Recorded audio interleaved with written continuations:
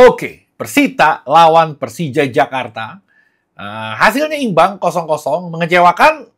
Rasanya nggak sebegitu mengecewakan. Karena kalau gue lihat dari statistiknya nggak jelek-jelek amat. Bahkan gue di sini udah mencatat beberapa poin-poin penting di pertandingan ini, menit by menitnya. Siapa pemain yang flop, yang bermain buruk di pertandingan ini, siapa pemain yang bagus banget permainannya. Terus kira-kira lini apa yang harus diperbaiki sama Persija. Analisa gue ini menjadi bahan evaluasi untuk untuk gue pribadi atau untuk mungkin apa yang gue sampaikan masuk akal, bisa diterima. Ya mungkin sejelek-jeleknya lah, dari 1000 kalimat gue, 1 mungkin ada yang benar bisa dipakai sama Persija. Paling enggak yang baik-baiknya aja. Oke? Gue udah mencatat beberapa, tadi gue udah sampaikan, terus gue di akhir video nanti gue akan bacakan statistiknya yang dahsyat banget. Statistiknya kayaknya ini, gue nggak ngelihat statistik permainan Persija yang lebih bagus dari ini sebelumnya gitu. Ini bagus banget statistiknya, walaupun sulit untuk mencetak gol. Tapi dari segi data hitam di atas putih itu, kita nggak jelek-jelek amat permainannya. Oke? Sebelum ke sana, gue mau kasih tahu kalau konten ini disponsori oleh... Lo pasti dalam hati udah teriak tuh, Alkas Parfum, biasa lah. Ini dia, Bernina dan Moritz. Ada yang Fresca satu lagi. Ini ada kisah di balik ini semua. Masih promo berjalan, masih Shopee-nya masih kasih promo. Si Shopee-nya yang kasih promo ke gue, baik banget dia, sampai 42% potongannya. Kalau mau beli, lo bisa ke Shopee, tulis aja alkas.id, atau lu deskripsi, lu lihat ada link, gue taruh link Shopee gue di situ, lu bisa lihat-lihat, lu bisa beli dari situ. Alhamdulillah, dari video gue sebelumnya, gue promoin, alhamdulillah banyak yang beli, jadi ini ya perlu disyukuri, alhamdulillah. Terima kasih buat kalian semua. Oke, ini dia.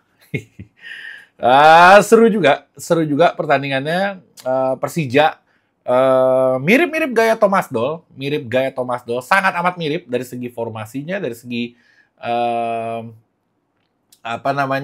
cara bermainnya, ada segi kemiripannya dan banyak bedanya pastinya. Oke, Persija bermain dengan man to man marking. Jadi setiap pemain fokus kepada pemain satunya yang ditunjuk. Memang ada polanya, tapi fokusnya itu ke man to man yang gue lihat di babak 1.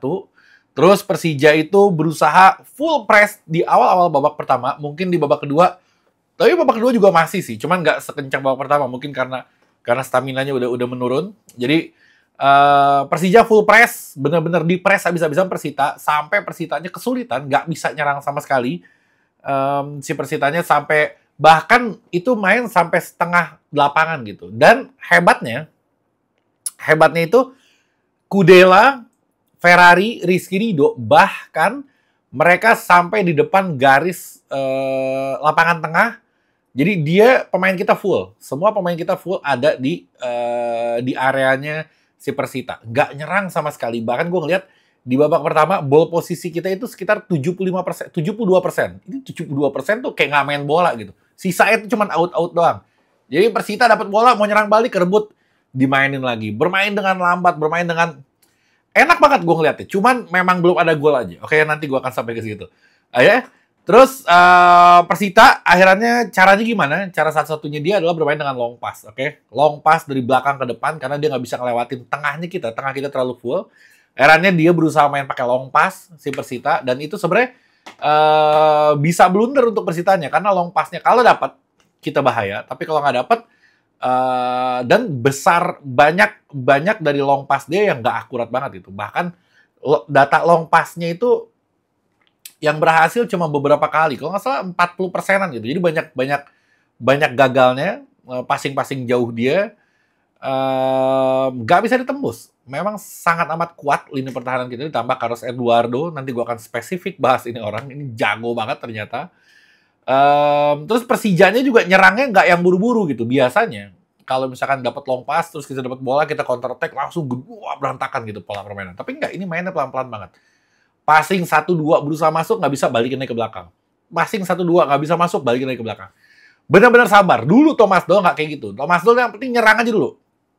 Polanya mirip, gaya mainnya 3 di belakang, wingback yang bantu nyerang. tukeran sama pemain depannya. Tapi kalau ini lebih lambat aja temponya, lebih lambat dan cari peluang. Kalau ada peluang itu apa namanya, dia jadi nunggu gitu. Dia passing pendek, nunggu peluang baru passing. Kalau Thomas Doll enggak, langsung tektok, hajar ke depan. Nah, gue lihat Ramon cocok banget main kayak gini. Ramon itu sangat cocok. Bustinya pemikiran gue itu Ramon di babak pertama main sama Abimanyu. Karena Abimanyu tipikalnya juga sama kayak gitu juga gitu. Sayang dia sama Hanif. Hanif bukan gak bagus, cuman hari ini lagi capek banget dia. Dia maju juga, mundur juga. Emang fisiknya terlalu terkuras di pertandingan kali ini. Dan gaya mainnya beda. Harusnya kalau Ramon sama Abimanyu kayaknya itu akan berjalan. Kalau menurut gue kayak gitu. Oke? Gustavo juga oke mainnya, walaupun diganti, nggak ada peluang. Tapi dia bukan tipikal striker yang nunggu di depan. Bahkan gue ngelihat dia sampai ke tengah, dia jemput bola, dia passing, dia sampai tektokan sama Rio Matsumura beberapa kali. Kalau Marco Simic itu kan tipe striker yang dia benar-benar bomber gitu. Dia nunggu di depan aja. Kalau ada bola bisa gol sama dia, tapi kalau yang passingnya nggak akurat, dia nggak akan pernah bisa nyetak gol. Itu permasalahan yang ada di Marco Simic. Memang striker bomber kayak gini itu dibutuhkan sayap atau playmaker yang bagus, umpannya yang akurat gitu. Kalau nggak, dia nggak bisa ngegolin. Nah, Gustavo Almeida ini tipe striker yang bukan kayak gitu. Dia rela jemput bola ke belakang, dia nusuk ke dalam, bahkan 3 gol kemarin di pertandingan sebelumnya juga. Yang terakhirnya itu dia dari belakang dapat bola dan dia giring sendiri, dia mencetak gol gitu. Perbedaan antara Gustavo dan si Marco Simic. Jadi harusnya kalau mau diduetin, bisa juga Gustavo yang olah-olah jadi kreatornya, jadi second strikernya, Simic yang nunggu bolanya. Sebenarnya bisa itu kalau mau dikombinasikan. Oke? Formasinya tetap sama. Gaya nyerangnya, gue ngelihat di babak 1 dan babak kedua ada perbedaan. Kalau di babak 1 itu kayak Rio Fahmi itu sangat amat menyerang, sedikit bertahan. Di babak kedua, setelah Rico diganti, si Rio Fahmi malah lebih condong bertahan dibanding nyerang. Tapi di akhir-akhir setelah menit 80-an, Rio Fahmi kembali nyerang lagi. Mungkin P-nya udah mulai panik, nggak ada gol nih karena terlalu lambat mainnya. Ternyata kesulitan untuk on target ke gawang gitu. Makanya akhirnya Rio Fahmi lebih masuk, lebih nyerang lagi di akhir-akhir babak kedua. Oke?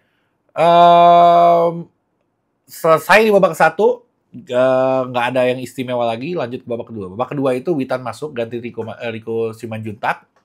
Agak mending tuh permainan tuh, agak berubah sedikit. Gue nggak bilang Rico Simanjuntak main jelek tadi ya di pertandingan ini, tapi Witan lebih bisa menjalankan apa yang Carlos Peña mau aja. Kalau untuk skillnya ya bagus, Rico Simanjuntak juga bagus, tapi si Witan ini dia tepat bisa menjalankan apa yang si Carlos Peña mau gitu. Terus Rico juga harusnya walaupun dia nggak bisa menjalankan, tapi masih lebih mending dibanding Rio Matsumura. Hari ini ya, bukan secara keseluruhan setiap pertandingan, tapi hari ini Rio Matsumura nggak banget gitu gue ngeliatnya. Dia diganti sama Rehan Hanat itu di menit 91. Telat banget gitu. Rio Matsumura di babak 1 permainannya lumayan amburadul, tapi herannya gue masih dipertahankan gitu. Kalau gue akan mengganti si Rio Matsumura ketimbang Rico Simanjuntak gitu. Karena Witan bisa main di kiri juga kan. Biarin Rico di kanan, Witan di kiri, itu bakal lebih oke dibanding gue. Gue gak tahu, ini pemikiran gue, ini analisa gue. Lo juga kasih pemikiran lo, kasih analisa lo juga. Lo tulis di kolom komentar pendapat-pendapat lo. Kali aja ada yang benar gitu. Nanti bisa dibaca sama tim analis dari Persija. Mungkin ada komen kalian yang luar biasa dan itu bisa diterapkan. Gak apa-apa, dari 1000 kalimat kita mungkin ada satu yang benar gitu. Mungkin aja.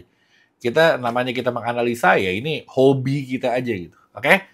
Terus yang berikutnya Gayos juga masuk, eranya ngegantiin Hanif Syahbandi karena tadi gue udah bilangin di babak pertama Hanif terlalu capek juga dia. Ada peluang dari free kick di menit ke 57, ini kejadian menariknya gitu. Yang kalau lo ingat di pertandingannya, gue nggak bisa tampilin videonya karena kena copyright. Yang si Rio Fahmi berusaha nusuk ke dalam, tiba-tiba dilanggar.